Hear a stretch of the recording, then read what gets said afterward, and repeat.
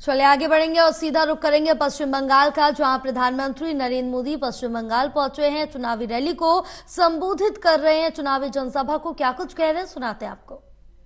करोड़ लोग गरीबी से बाहर निकले हैं, ये मैं संतोष मार करके सोने वाला नहीं हूं। हां, मेरा विश्वास बढ़ गया है कि मैं अगर इतनी मेहनत करता हूं, अगर 25 करोड़ लोग निकल सकते हैं गरीबी से बाहर, आने वाले 5 साल मेहनत जरा ज्यादा करूंगा ताकि सबके सब गरीबी से बाहर आ जाए। जब उनकी गरीबी दूर हो सकती है तो ये तय है कि भारत से हम हर किसी की गरीबी हटा सकते हैं। इसलिए मैं जी तोड़ मेहनत कर रहा हूं और मैंने देखा है कि मेरी मेहनत में रंग भर दिया है मेरे देश के गरीबों ने। मेरी मेहनत को नई ताकत दी है मेरे देश के गरीबों ने, क्योंकि जब मैंने उनको कहा कि मैं आपको हथियार दूंगा, मैं आपको अवसर दूंगा, आपकी मेहनत गरीबी को परास्त करेगी, और उन्होंने मेरे साथ कदम से कदम मिलाकर के चल दिए और 25 करोड़ लोग गरीबी को ध्वस्त कर करके बाहर निकल आए। और इसलिए इस सफलता में उन गरीबों का सबसे बड़ा योगदान है जो मेरी बात मान करके मेरे साथ मेहनत के लिए आगे आए।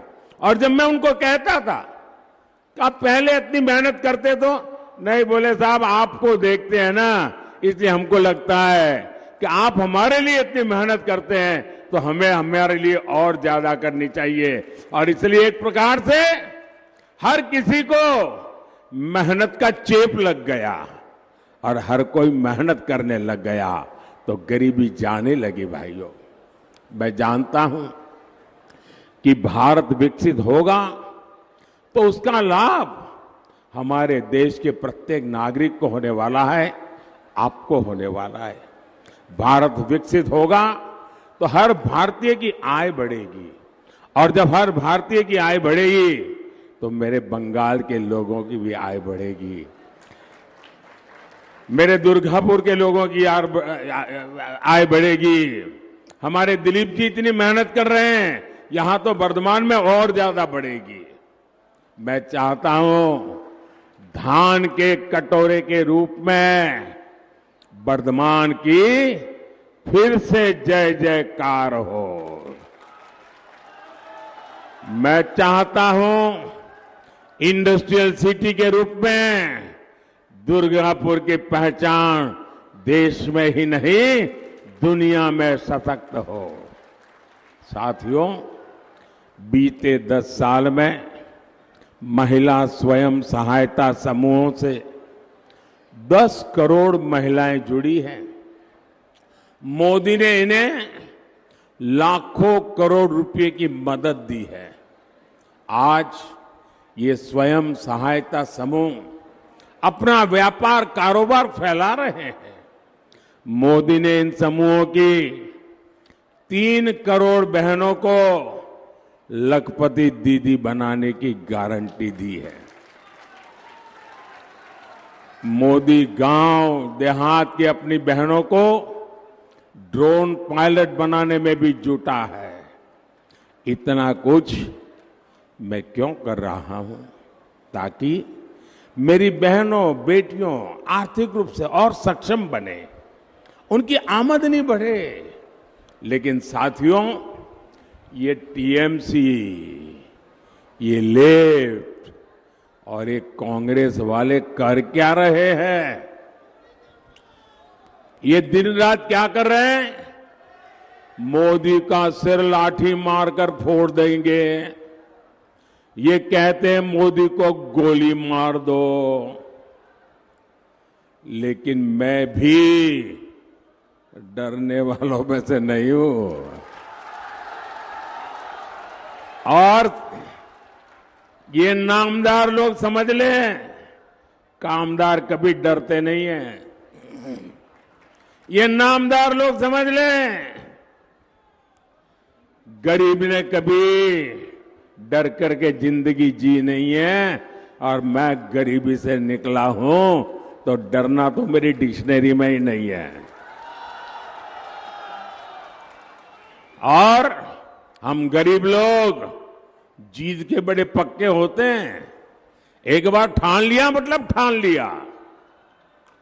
मैंने भी ठान लिया है, जितनी नफरत मुझसे करोगे, जितनी गालियां मुझे दोगे, मैं उससे ज्यादा देशवासियों की सेवा करूंगा।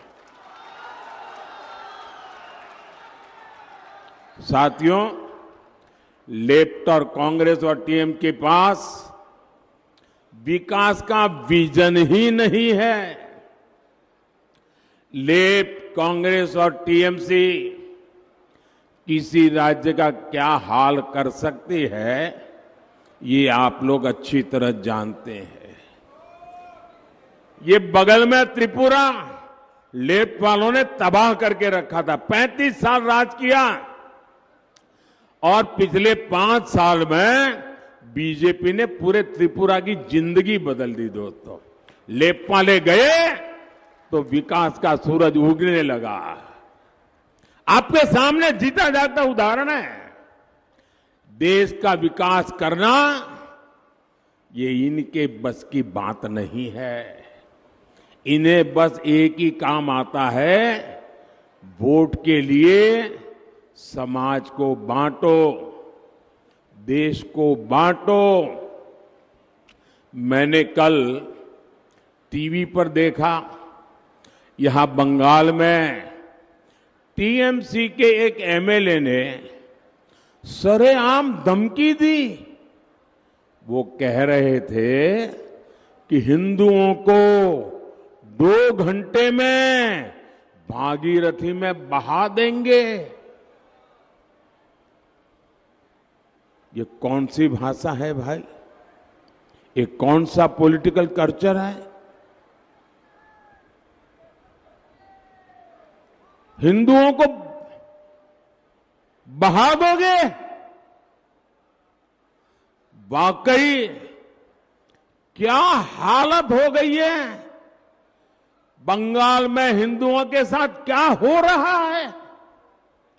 ऐसा लग रहा है यहां हिंदुओं को बंगाल में टीएमसी की सरकार ने यहां हिंदुओं को 2ym दर्जे का नागरिक बना करके रख दिया है। ये कैसे लोग हैं? जय श्री राम के उद्घोष से उनको आपत्ति है। जय श्री राम बोलो तो उनको बुखार आ जाता है।